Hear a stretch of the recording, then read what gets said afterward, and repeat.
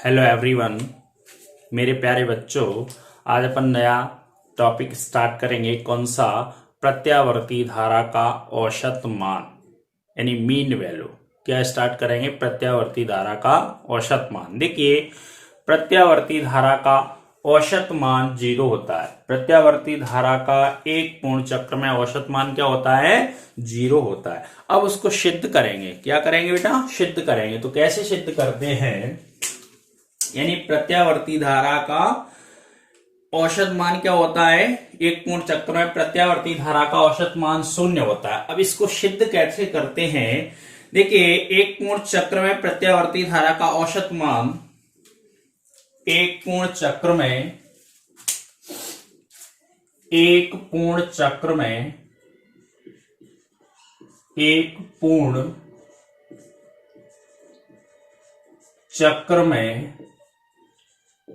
प्रत्यावर्ती धारा का औसत मान इक्वल टू क्या होता है? देखिए, औसत मान अपन सब जानते हैं। जैसे कोई संख्या है, मान लिया 1, 2, 3, 4, 5, 6, ये संख्या है। इनका औसत यानी एवरेज निकालना है। तो कैसे निकालेंगे? यानी सबका क्या करेंगे? योग करेंगे और उनको डिवाइड कर देंगे। कितने? 1, 2, 3, 4, 5, 6 से। किससे डिवाइड कर देंगे बेटा? 6 से। यानी सबका योग करेंगे तो 1 + 2 + 3 + 4 + 5 + 6, यानी सबको जोड़ के और 6 से क्या कर दें बेटा? डिवाइड कर दें। जैसे डिवाइड करेंगे तो क्या आएगा? जो भी आएगी वैल्यू वो क्या हो जाएगा? इसका औसत मान होगा। क्या होगा? इसका औसत मान होगा। ऐसे ही यहाँ पे क्वेश्चन है प्रत्यावर्ती धारा का औसत मान। यानी क्वेश्चन कैसे आता है? सिद्ध कीजिए कि प्रत्यावर्ती धारा का एक पूर्ण चक्र में औसत मान 0 होता है। क्या होता है? एक चक्र में औसत मान 0 होता है। ये ओटी में क्वेश्चन आता है। एमपी बोर्ड में ओटी में क्वेश्चन आता है बेटा। किस में आता है? ओटी में पूछा जाता है। ऑब्जेक्टिव टाइप जो क्वेश्चन आता है उसमें पूछा जाता है प्रत्यावर्ती धारा का एक पूर्ण चक्र में औसत मान ... होता है। तो क्या होता है बेटा? 0 होता है। क्या होता है? 0 भरना है। क्या भरना है? 0। ठीक है ना? तो औसत तो आप जानते हैं, कक्षा 10th के मैथ में पढ़ा होगा, 8th में पढ़ा होगा, यानी सभी ने औसत तो पढ़ा ही है। अब देखिए, औसत मान कैसे निकालते? प्रत्यावर्ती धारा का कायगा अपन सीखेंगे। प्रत्यावर्ती धारा का औसत मान। औसत मान क्या होता है? 0 से t समय तक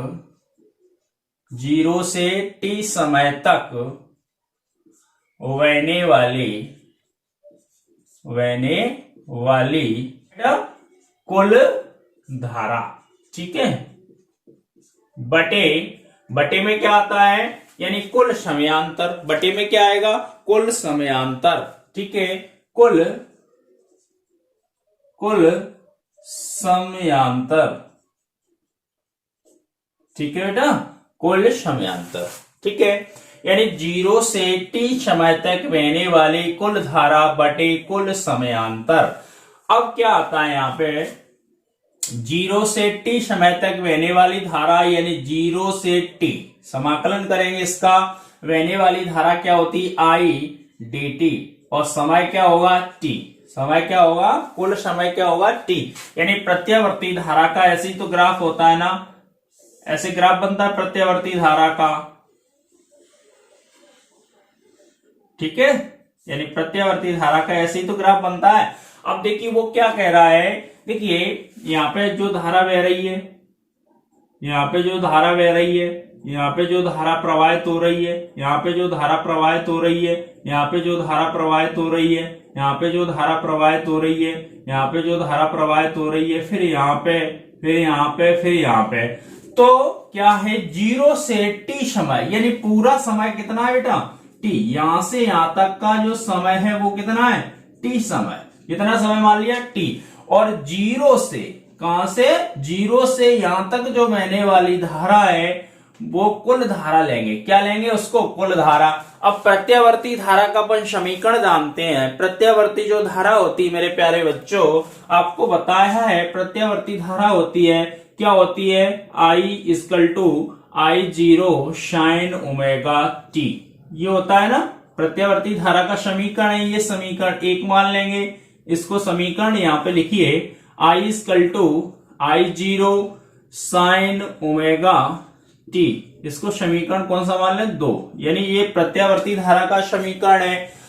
अब देखिए यहां पे क्या करते हैं, आई का मान पुट कर देंगे। काय का मान पुट करते हैं? आई का। एक थोड़ा सा बेसिक समझिए क्या होता है बेटा। देखिए जब भी आपने 0 से टी एक पूर्ण चक्र में, काय में? एक पूर्ण चक्र में 0 से टी साइन ओमेगा टी और डी टी, इसका समाकलन करते हैं। ठीक है, थोड़ा सा बेसिक समझ लीजिए। ठीक है ना।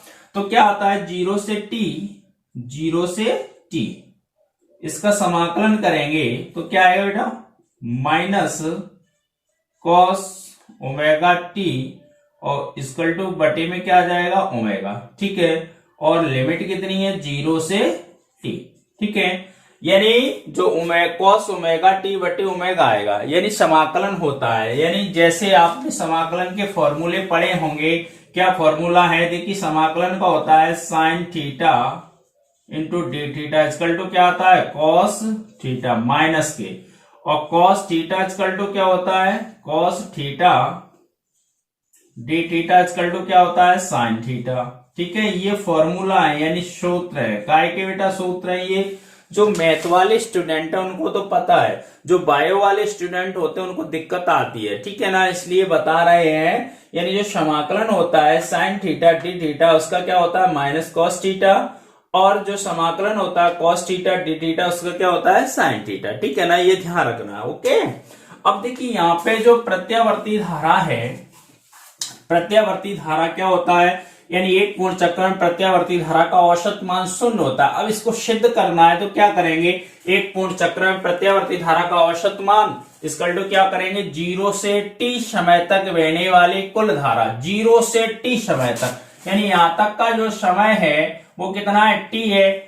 0 से t समय तक बहने वाली कुल धारा बटे कुल समयांतर। अब कुल समयांतर कितना है? यहां से स्टार्ट किया, यहां तक का समय कितना है? t, तो t से क्या कर दिया? डिवाइड कर दिया इसको। यानी यही तो औसत होता है, यानी प्रेक्षणों का योगफल बटे प्रेक्षणों की संख्या। अब प्रेक्षणों का योगफल क्या है? 0 से t, यानी जो पूरा समय है 0 से t समय तक बहने वाली कुल धारा ले ली और बटे में कुल समयांतर आ गया। तो क्या होगा? समाकलन 0 से t, बहने वाली धारा क्या होती है? I dt बटे t। अब देखिए जो प्रत्यावर्ती धारा होती है, प्रत्यावर्ती जो धारा होती है मेरे प्यारे बच्चों, वो प्रत्यावर्ती धारा को इस समीकरण के द्वारा व्यक्त किया जाता है। प्रत्यावर्ती धारा का समीकरण होता है I equal to I0 sine omega t. अब यहां पे वैल्यू रखेंगे तो समीकरण 1 व 2 से तो क्या आएगा मेरे प्यारे बच्चों? यानी 0 से t, यहां पे वैल्यू रखिए तो I0 साइन ओमेगा टी, और बटे में क्या होता है? t into D T. ठीक है, अब आपको बता दिया। देखिए प्रत्यावर्ती धारा यानी I बराबर क्या होता है? I0 sine omega t. अब इसमें सबको बताया था पहले, यानी I क्या होता है? धारा का तात्क्षणिक मान। I0 क्या होता है? धारा का क्या होता है? ये धारा का आयाम या धारा का शिखर मान। क्या होता है? धारा का शिखर मान। ओमेगा क्या होती है? कोणीय आवृत्ति, यानी जो धारा प्रवाहित हो रही है उसकी क्या होगी? उसकी कोणीय आवृत्ति होगी। ठीक है ना, आप सबको पता है। अब देखिए इसमें से बाहर लिखेंगे तो क्या लिखेंगे बेटा मेरे प्यारे बच्चों? क्या लिखेंगे? I0 बटे टी, और समाकलन करेंगे 0 से t और साइन ओमेगा टी और डी टी। ठीक है ना। अब देखिए यहाँ पे फॉर्मूला बनना है, कौन सा सूत्र बनना है? Sine theta d theta equal to क्या होता है? माइनस कॉस थीटा होता है, यही होता है ना। तो देखिए यहाँ पे वैल्यू रखेंगे तो क्या आएगा मेरे प्यारे बच्चों? I0 बटे टी, यहाँ पे रखिए तो माइनस कॉस ओमेगा टी, और बटे में क्या आएगा बेटा? ओमेगा, और लिमिट कितनी है 0 से t। ओमेगा बाहर लिखिए तो क्या आएगा I0 ओमेगा ओमेगा t, ठीक है, और माइनस, और क्या है बेटा माइनस। अब यहां पे देखिए क्या बचेगा cos ओमेगा t और 0 से t, ठीक है ना। अब यहां पे उच्च लिमिट माइनस निम्न लिमिट, यानी अपर लिमिट माइनस निम्न लिमिट। जो गणित वाले स्टूडेंट है उनको सभी को पता है क्या है वैल्यू -I0 बटे ओमेगा टी। अब वैल्यू यहां पे रखेंगे तो क्या आएगी मेरे प्यारे बच्चों, cos omega T capital T, फिर माइनस क्या आएगा cos ओमेगा इंटू 0, यही आएगा ना मेरे प्यारे बच्चों। अब देखिए, अब इधर देखिए क्या आएगा, यानी इक्वल टू क्या आएगा मेरे प्यारे बच्चों, I0 माइनस I0 बटे ओमेगा टी। अब देखिए यहाँ पे क्या आएगा बच्चों, यानी cos ओमेगा टी। अब देखिए ओमेगा टी की वैल्यू आपको पता है, ओमेगा टी की वैल्यू बताई थी कितनी होती है मेरे प्यारे बच्चों, यानी ओमेगा टी की वैल्यू होती है, ओमेगा इक्वल टू क्या होता है 2 पाई बटे टी होता है। क्या होता है 2 पाई बटे टी होता है। तो यहाँ पे 2 पाई बटे टी लिखेंगे तो क्या आएगा cos, क्या आएगा मेरे प्यारे बच्चों, cos 2 पाई और बटे टी और इंटू टी माइनस cos 0, यही आएगा ना। तो क्या आएगा -I0 बटे ओमेगा टी, और यहाँ पे क्या आ जाएगा t से t क्या हो जाएगा कैंसिल, तो क्या आएगा cos 2 पाई माइनस cos 0, क्या आएगा cos 0। अब देखिए cos 0, अब समझिए यहाँ पे cos 2 पाई, cos 2 पाई, पाई का मान कितना होता है बेटा 180 होता है ना, 180 गुणा 2 तो कितना आ जाएगा 360, और पाई 360 यानी चतुर्थ चतुर्थांश में चले जाएंगे तो इसका मान क्या होगा 1, क्या होगा cos 1 का मान कितना होगा, cos 2 पाई का मान कितना होगा बेटा 1 होगा। तो यहाँ पे रखिए -I0 बटे ओमेगा टी इक्वल टू क्या आएगा यहाँ पे cos 2 पाई का मान कितना होता है बेटा 1 और माइनस के 1, cos 0 का मान कितना होता है 1, यहाँ पे लिख दीजिए चूंकि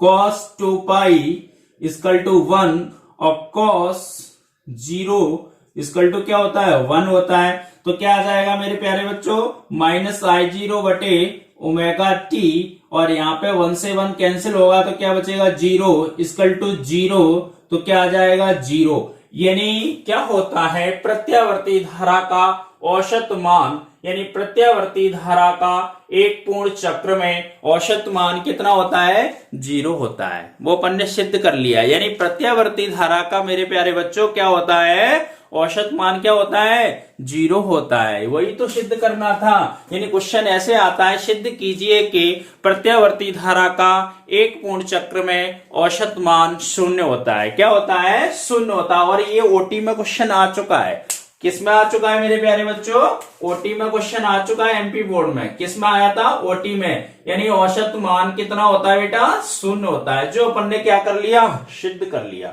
ठीक है। ऐसे ही प्रत्यावर्ती वोल्टेज का एक पूर्ण चक्र में औसत मान क्या होता है 0 होता है। तो यहां पे क्या लिखेंगे मेरे प्यारे बच्चों, अतः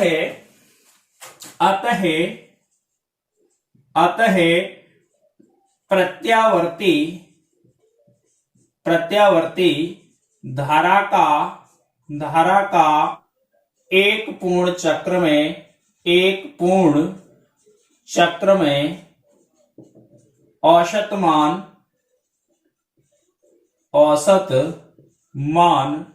0 होता है, क्या होता है 0 होता है, ठीक है ना।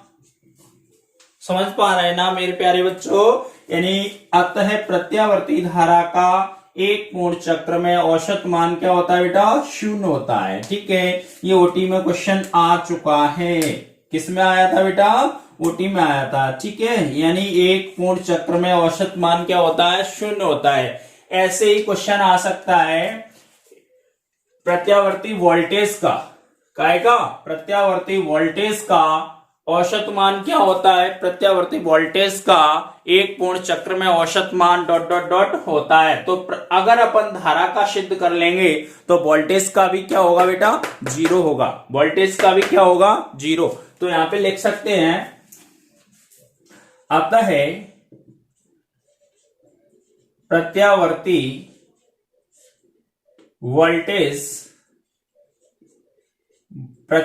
वोल्टेज का एक पूर्ण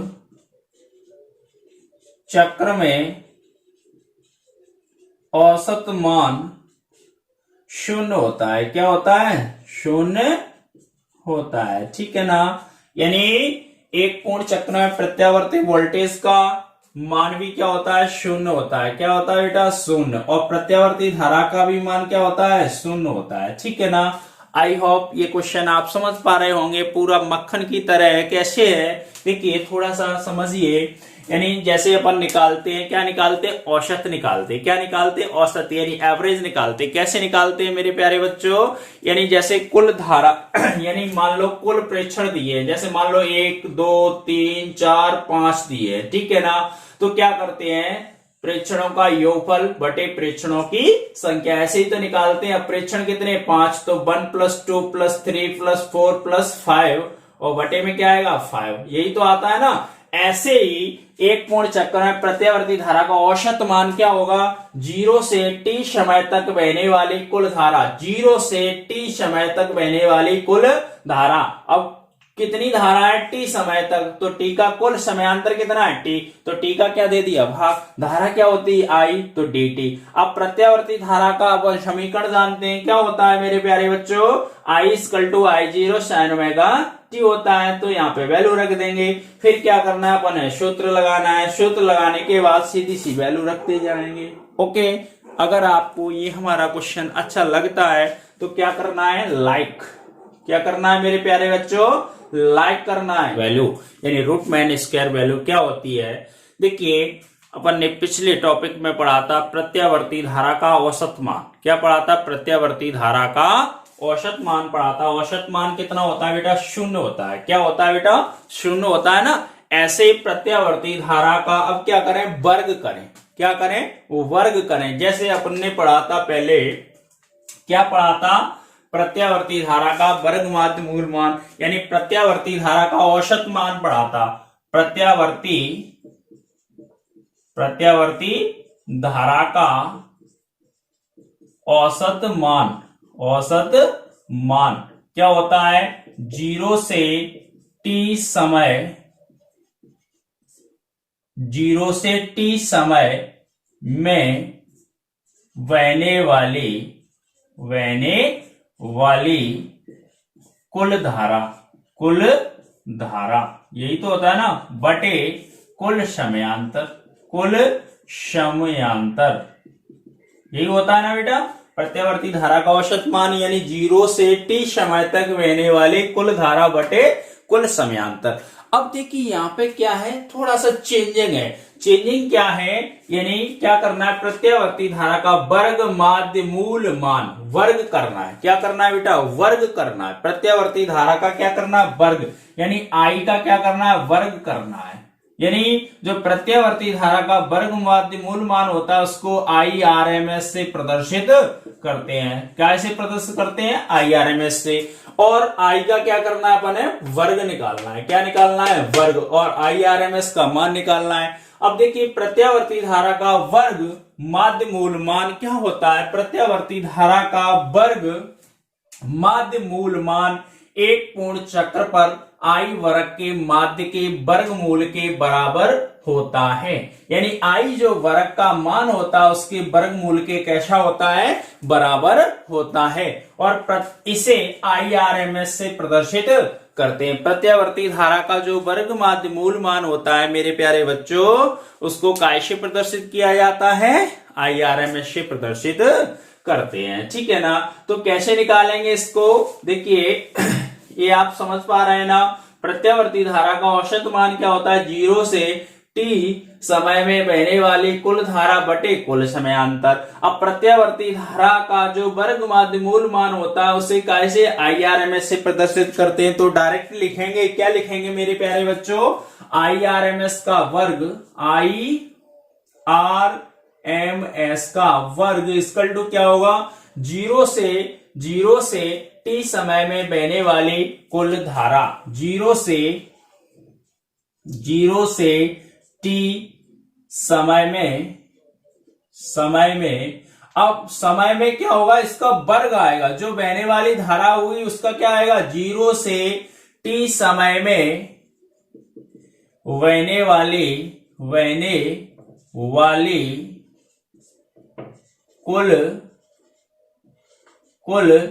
धारा और बटे कुल समयांतर, बटे में क्या आएगा, कुल समयांतर। ठीक है मेरे प्यारे बच्चों, समझ में आ रहा है ना।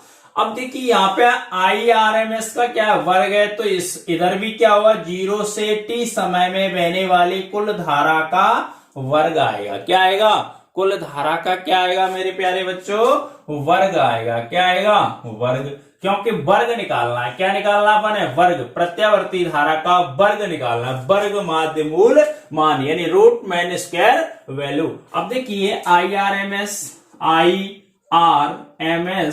का वर्ग इक्वल टू क्या आएगा, जीरो से t समाकलन करेंगे यानी जीरो से t समय तक, यानी जो प्रत्यावर्ती धारा है वो कहां से स्टार्ट होती है, जीरो से, और कहां पे जाती है, t समय तक जाती है। तो जीरो से t I वर्ग और क्या आएगा, dt, और बटे में क्या आएगा, यानी कुल समयांतर यानी t। ठीक है ना, इतना समझ पा रहे हो ना मेरे प्यारे बच्चों। तो क्या आएगा, IRMS का वर्ग इक्वल टू क्या आएगा, जीरो से t। अब देखिए प्रत्यावर्ती धारा को अपन निम्न समीकरण द्वारा व्यक्त करते हैं, यानी प्रत्यावर्ती धारा का समीकरण क्या होता है मेरे प्यारे बच्चों, I equal to I0 sin omega t। क्या होता है, I equal to I0 sin omega t होता है। अब देखिए I वर्ग है तो इसकी जगह क्या मान रखेंगे, I0 sin वर्ग ओमेगा t रखेंगे। तो क्या आ जाएगा मेरे प्यारे बच्चों, जीरो से t।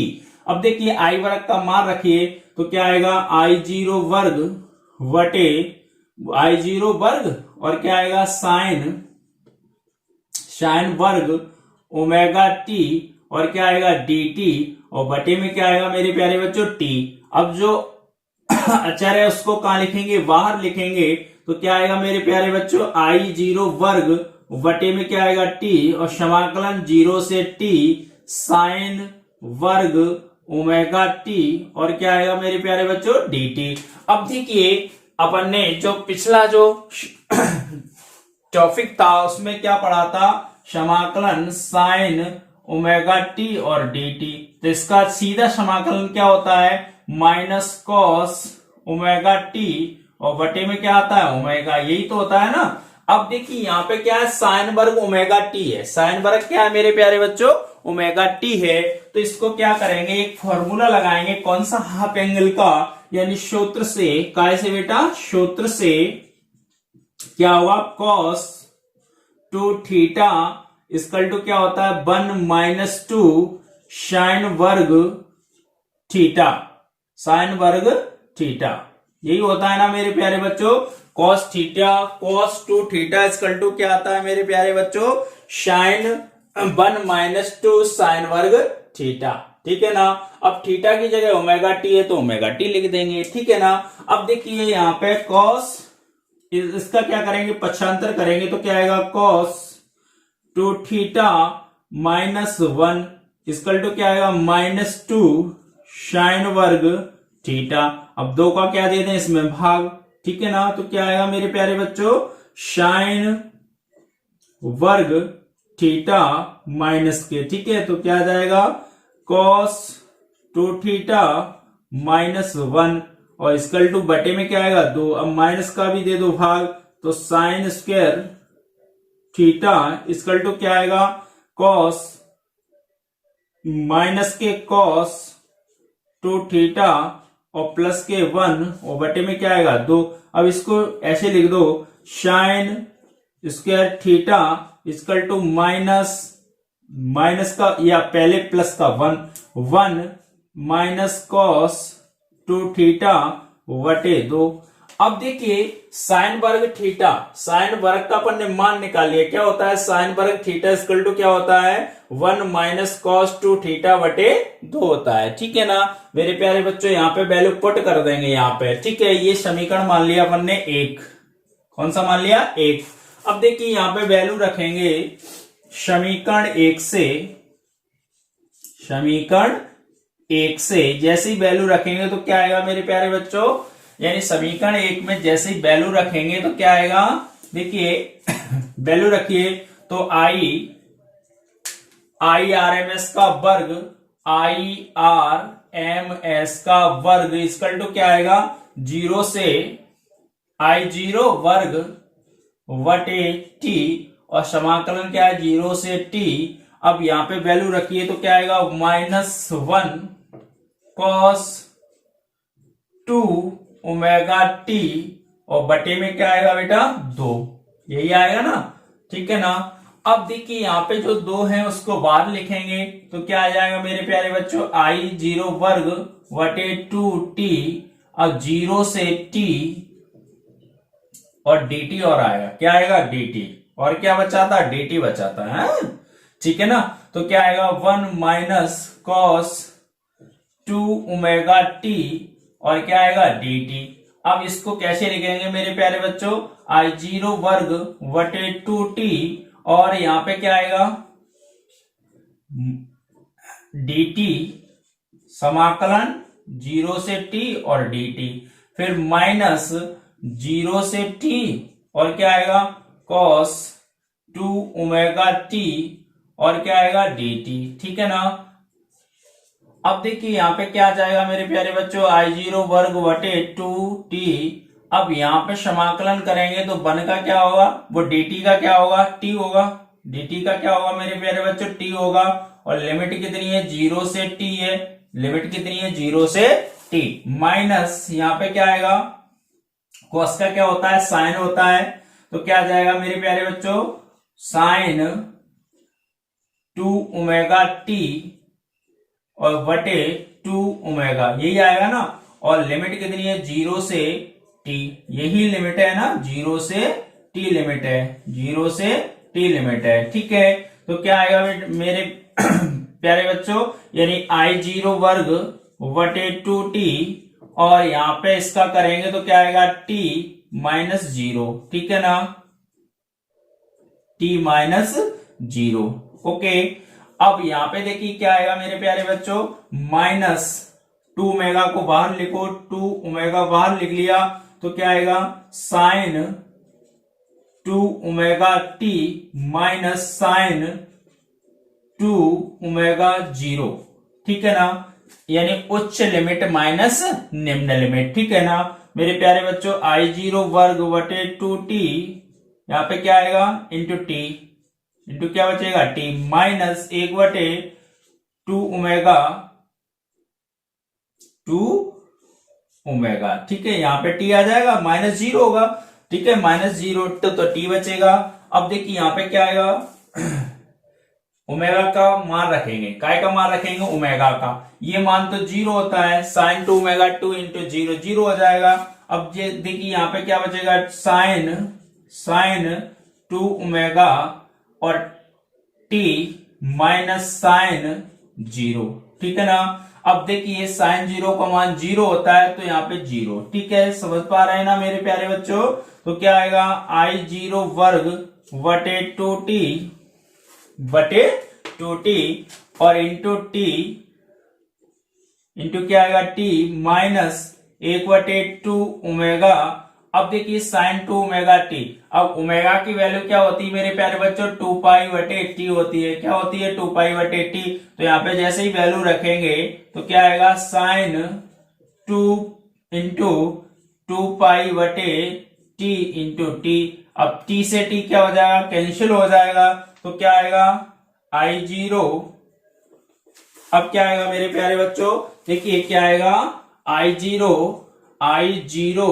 वर्ग बटे 2t, यहां पे क्या बचेगा t माइनस, अब देखिए ये बचेगा साइन 4 पाई, साइन 4 पाई, क्या बचेगा मेरे प्यारे बच्चों, साइन 4 पाई बचेगा। तो क्या आएगा I0 वर्ग बटे 2t अब देखिए यहाँ पे साइन 4 पाई का मान क्या होगा, 0 होगा। क्या होगा, 0। क्यों होगा, जैसे देखा होगा साइन 0 का मान, साइन 0 का मान, साइन 0 का मान 0, और साइन 2 पाई का मान क्या होगा, 0। साइन 4 पाई का मान क्या होगा, 0। जितनी भी सम संख्या आएंगी उनका मान क्या होता जाएगा, 0 होगा, क्योंकि ये 360 होगा, ये कितना होगा, 720 होगा, तो इनका मान क्या होगा, 0 होगा। तो यहाँ पे 0 रखेंगे तो क्या बचेगा मेरे प्यारे बच्चों, t बचेगा। t से t क्या हो जाएगा, कैंसिल हो जाएगा, तो क्या आएगा, I0 वर्ग बटे 2। अब देखिए मान काय का निकाल रहे थे, IRMS का वर्ग, यही वैल्यू निकाल रहे थे ना मेरे प्यारे बच्चों। देखिए तो क्या आएगा, IRMS वर्ग इक्वल टू क्या आ जाएगा, I0 वर्ग बटे 2। इधर वर्ग हटाएंगे तो इधर क्या आएगा, अंडर रूट आएगा, तो यानी IRMS बराबर क्या आ जाएगा, I0 इस पे वर्ग है बटे अंडर रूट 2। यानी ये होता है प्रत्यावर्ती धारा का वर्ग माध्य मूल मान, यानी रूट मीन स्क्वायर वैल्यू क्या होती है प्रत्यावर्ती धारा की, IRMS इक्वल टू क्या होता है, I0 बटे अंडर रूट 2। ये मेरे प्यारे बच्चों किसकी वैल्यू आ गई, प्रत्यावर्ती धारा का वर्ग माध्य मूल मान की वैल्यू आ गई। कैसे निकालते हैं आप समझ पा रहे होंगे, यानी प्रत्यावर्ती धारा का वर्ग माध्य मूल मान एक पूर्ण चक्र पर I वर्ग के माध्य के वर्ग के बराबर होता है। इसे IRMS से प्रदर्शित करते हैं, ठीक है ना। फिर क्या करते हैं, IRMS वर्ग बराबर 0 से t समय में बहने वाले कुल धारा क्या होती है, कुल धारा का वर्ग आता है बटे कुल समयांतर आता है, क्योंकि वर्ग माध्य मूल मान है। क्या है, वर्ग माध्य मूल मान है, तो IRMS का वर्ग इक्वल टू क्या होगा, 0 से t I वर्ग dt बटे t। अब देखिए प्रत्यावर्ती धारा को अपन जानते हैं, इसके द्वारा प्रदर्शित करते हैं I equal to I0 sin omega t। तो यहाँ पे वैल्यू रख देंगे, फिर क्या करेंगे, हाफ एंगल का सूत्र लगाएंगे, cos 2 थीटा इक्वल टू क्या होता है 1 माइनस 2 साइन वर्ग थीटा इंटू डी थीटा। इसको सॉल्व करेंगे तो क्या आएगा, साइन वर्ग थीटा इक्वल टू क्या आएगा 1 माइनस cos 2 थीटा बटे 2। समीकरण 1 में वैल्यू रख देंगे, यहाँ पे वैल्यू रख के इसको लिमिट रख के सॉल्व करेंगे तो क्या आएगा, IRMS इक्वल टू क्या आएगा, I0 बटे अंडर रूट 2। ये काय का मान है, प्रत्यावर्ती धारा का वर्ग माध्य मूल मान है। ऐसे ही प्रत्यावर्ती वोल्टेज का वर्ग माध्य मूल मान क्या होता है मेरे प्यारे बच्चों, प्रत्यावर्ती वोल्टेज का वर्ग माध्य मूल मान क्या होता है मेरे प्यारे बच्चों, IRMS इक्वल टू क्या, VRMS इक्वल टू क्या होता है, V0 वटे अंडर रूट 2 होता है, ठीक है ना। ये आप याद कर लेना, यानी VRMS इक्वल टू क्या होता है, V0 बटे under root 2, IRMS equal to क्या होता है, I0 बटे अंडर रूट 2। एक क्वेश्चन सॉल्व किया था, कौन सा क्वेश्चन सॉल्व किया था, सिद्ध कीजिए PAB बराबर VRMS into IRMS into cos phi, ये सिद्ध किया था ना। तो इसमें ये वैल्यू आई थी V0 बटे अंडर रूट 2, I0 बटे अंडर रूट 2 की जगह अपन ने क्या लिखा था, IRMS और VRMS, ठीक है ना। अब देखिए इस पे क्वेश्चन भी आता है, इन दोनों पे क्या आता है मेरे प्यारे बच्चों, क्वेश्चन आता है। कैसे आता है क्वेश्चन, ऐसे आता है, अगर आप ये समझ पाए हैं तो इसका क्या करें, स्क्रीनशॉट ले लें, ठीक है ना, और नोट भी कर लें। यानी जो भी क्वेश्चन यहाँ पे बताया जाता है आपको, उसको क्या करना है, सभी को नोट करना है, अपनी नोटबुक में क्या करते जाएं, नोट करते जाएं, ठीक है ना। ठीक है, देखिए क्वेश्चन आता है, किसी प्रत्यावर्ती धारा का शिखर मान आप जानते हैं, किसी प्रत्यावर्ती धारा का शिखर मान I0 इक्वल टू दिया है 5 अंडर रूट 2 दिया है।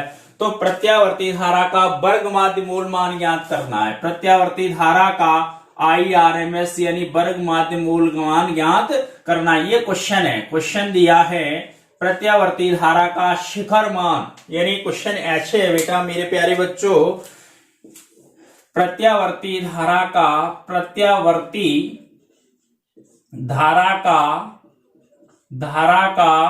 शिखर मान दिया है 5 अंडर रूट 2 है। तो प्रत्यावर्ती धारा का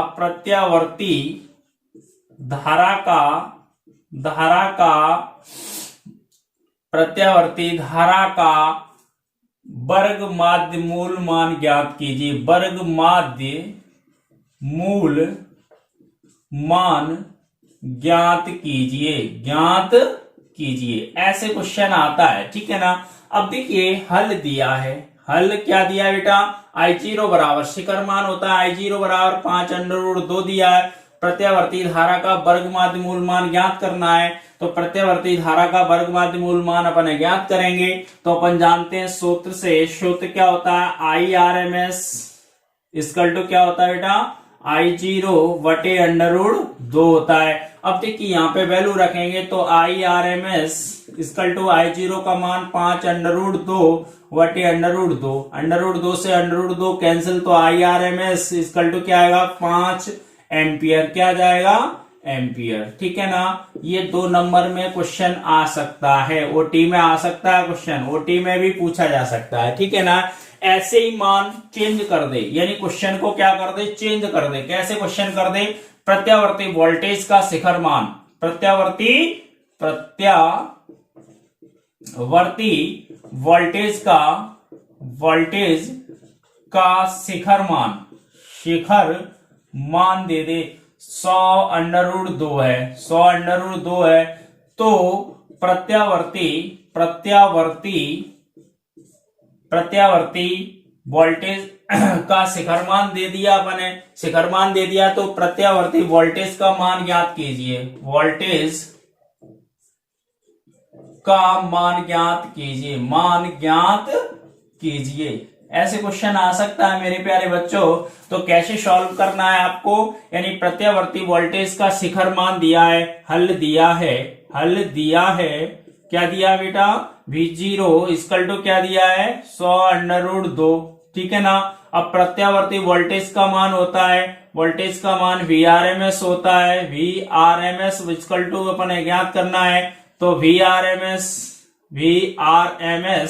बराबर क्या होता है V0 बटे √2, V0 का मान दिया है, तो VRMS इक्वल टू क्या होगा 100√2 बटे √2 से √2 कट जाएगा, तो VRMS इक्वल टू क्या आएगा 100, कितना आ जाएगा 100। ठीक है ना। आप ऐसे सॉल्व कर सकते हैं, ये ओटी में क्वेश्चन आ सकते हैं, काय में पूछे जा सकते हैं ओटी में, और एमपी बोर्ड के लिए मोस्ट क्वेश्चन है। ठीक है ना। और अगर आपको ये हमारा वीडियो अच्छा लगता है तो क्या करना है, सभी को लाइक करना है, और क्या करना है, अगर हमारे चैनल पे आप नए हैं तो चैनल को क्या करना है, सभी को सब्सक्राइब करना है। ठीक है ना। और सभी को क्या करना है, अपने ग्रुपों में शेयर करना है, और आपके जो भी फ्रेंड पढ़ते हैं उनको भी ये बताना है। ठीक है ना। और वो भी हमारा चैनल क्या कर लें, सब्सक्राइब कर लें। ठीक है ना। Thank you.